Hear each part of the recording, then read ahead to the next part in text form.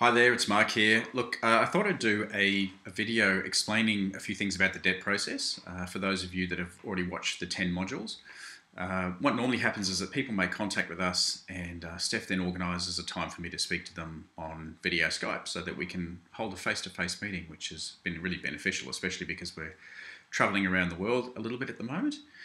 But yeah, look, I find that I'm repeating myself a lot of the time with the basics of how the debt process works. So I thought I'd just do this video to try and alleviate me doing that over and over again, so that when we do actually speak via video Skype, that our call can be a bit more specific and a bit more on purpose. All right, so the debt process, if you've watched the modules, please understand that those modules were filmed, 3 years ago plus now. And we've obviously still been running the same program, the 4-stage process, but we've learnt a lot along the way and have made some adaptations and changes to it, which are all very positive. So there is the 4-stage process, which is, as you know, a process of writing to the banks and asking them certain questions that they certainly don't like to answer. It culminates with us issuing them with a certificate of dishonour accompanied by an affidavit in support, which is witnessed by a public notary. And we have notaries all over Australia that we can put you in contact with to facilitate this, what we call friendly notaries, because some of the notaries are very concerned about the contents of the letter and they think that they're having to ratify what's in there. They're only there to witness the signatures. So that's all working really well. But the essence of the process is that really all you're going to do is force a stalemate, where the banks realise that you're not going to pay, that you have opened up a can of worms in terms of how they're operating, and it, as I said, forces a stalemate. We have a client who took this a few steps on, and I'm going to interview him shortly. That interview is only going to be available for specific clients doing the debt process. We're not going to be posting that on YouTube and making it public, because the last thing we need is for that process to be attempted by people who don't have the knowledge and, I don't like using the term, but bastardise the process and ruin it for everybody. It's a very specific process that he's done, and it included making a complaint to the police. He claimed that it was some sort of fraud on the account. He took, obviously, a copy of our very legal letters, or lawful letters, I should say. And he stated to the police that he may make a claim on insurance at some stage, and the insurance company have indicated that he needs to make a complaint to the police, so that's what he's doing. That then makes it a criminal matter.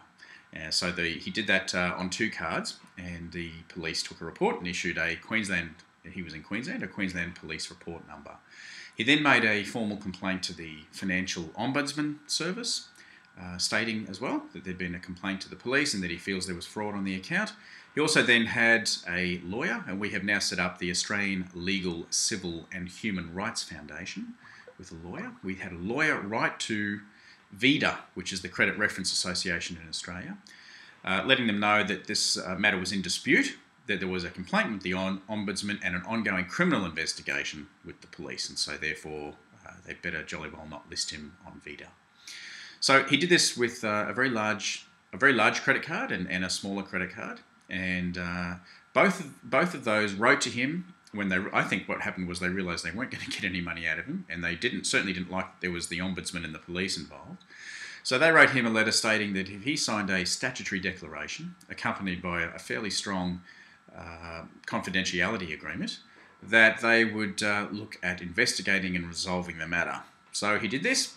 And interestingly enough, both of those parties, that were completely different entities, wrote back and noticed him that the matter was resolved. They had made their investigations and that he was no longer liable, and he could consider that letter as full and final settlement. And funny enough, one of the lenders, that was for a very large credit card, well over $100,000, then sent him a new platinum card. So I know a few of you will find that quite funny. I certainly did. So that process will be, I will film the chap who did that, and we will help you with the 4-stage process, and then it's up to you to make the complaint to the police and the Ombudsman, which we can obviously help you with. Now, we're not guaranteeing, and in fact, we never guarantee any of this. It's been very successful to date, but obviously we can't guarantee the outcome of all of these, and we certainly can't guarantee that you will have your accounts nullified, but we certainly feel that maybe we found a loophole here with the banks, and we suspect that the banks are using the stat deck in some sort of internal insurance to write the debt off as a fraud on the credit cards. So we'll keep you posted, but look, it's worked pretty well to date. So that's one approach, is the 4-stage process. Then there's the 4-stage process with going to the police, the ombudsman, and so on and so forth, with a legal approach from there. And then the other approach is, and that takes a level of commitment, and you need to understand and comprehend what's in the letters, and you need to be well versed enough to go to the police and so forth. The other thing that you can do is, as I guess, in layman's terms, is put up the white flag and use the Australian Legal, Civil and Human Rights Foundation, and I'll just call that ALCHRF for now. You can use ALCHRF with a different approach. What some clients have done off their own bat is that they have, or not clients, members, Truthology members, is they've contacted the banks looking to settle the loan and asked for a discount. Now, when you do that as an individual, you get the collections department. And as an ex-bankster, I can tell you now that the collections department has a very low level of authority and threshold levels in terms of negotiating settlements. They'll generally want 100% of what you owe and just negotiate sort of payment terms. At best, you may get 80 or 70 cents in the dollar. So what we have done, and it's by talking to a particular lawyer who's been doing it for quite a long period of time, is that we've set up this legal foundation where we write to the lender on your behalf. So you sign an authority to act with us, and we write to the lender, and I'll just give it to you in layman's terms, not all the legal jargon. But we essentially write to the lender and say, look, Billy Bloggs, for instance, has come to us. He's indicated his financial position, and we get you to fill out a full statement of financial position. And we let the bank know that, as you can see, Billy Bloggs is not in a great position here. And our advice to him has been one of 3 parts. And when I tell you what these one of 3 parts are, obviously the intention of the client is not to go bankrupt to do a Part 10. It's all a game, and it's all a part of our negotiating with the banks. But we say, look, the first option was that the client goes bankrupt. The second option is that they perhaps enter into a Part 10 through a trustee. Or the third option is to do what we're doing here today, which is make some sort of a private settlement. So we state in the letter that Billy Bloggs feels he can beg, borrow and steal from family and friends and come up with 5 cents in the dollar, and that's the best they can do. We let them know that the client is in financial hardship and perhaps maybe has health issues and so forth. So we paint out quite what we call a boo-hoo story to the lender.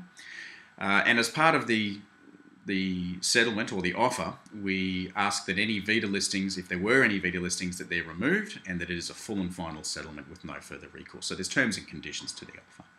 Now, what normally happens is that the banks write back and say, oh no, look, we couldn't possibly accept 5 cents in the dollar, but we may look at 70 cents in the dollar, and thereon the negotiations follow. It normally ends up with me talking to somebody in their legal department.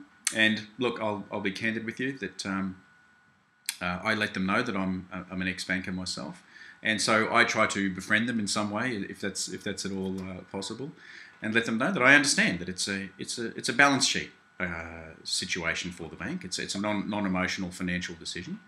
I let them know that I'm working with the client, trying to keep them at the table, the negotiation table. And so I sort of play a game of cat and mouse with them and let them know that Billy Bloggs is not in great shape, and in fact the advice from their family and friends is just go bankrupt and be done with it. And of course I let the banker know that that's not a win-win for anybody, because the bank will get nothing if there's bankruptcy.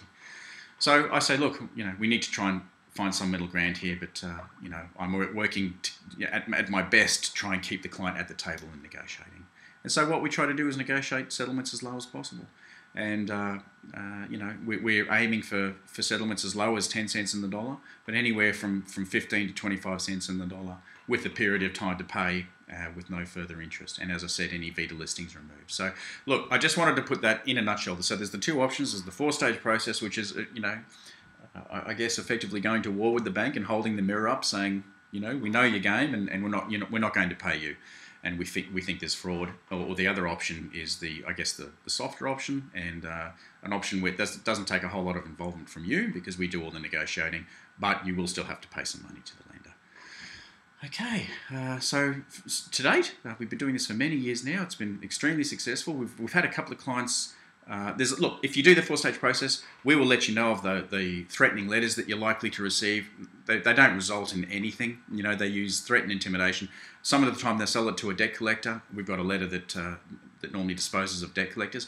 We've had a couple of clients given court documents on behalf of the debt collector. And before you throw your arms in horror, we worked very closely with the barrister, and we helped both of those clients. And the day before court, on those occasions, the other side, or the legal side representing the debt collector, withdrew the matter altogether. It was discontinued. So we've been very successful in that respect. I want to talk very quickly here about mortgages. Mortgages are a different kettle of fish. We have handled 35 or 40 mortgages. There's about 13 of those people still living in their houses. And have had very little resistance whatsoever, and we have our own thoughts as to why that is. Some have been challenged. We're working extremely closely with a barrister, and have been for 6 to 8 months now, on a process there, all related to title and questioning, non-disclosure and so forth. But look, mortgages is a far bigger commitment, and I would prefer to have a separate conversation with you, because there are many issues involved with the mortgage, especially in relation to whether you have a neutral or a negative or a positive equity position, what your risk levels are, what your levels of commitment towards studying and participating in the process, and so on and so forth. So look, mortgages are quite specific, and I would rather have a one-on-one discussion with you about that. So look, I hope that helps for now, and I look forward to speaking to you face-to-face with your specific situation to see if and when we can help. Okay, bye for now.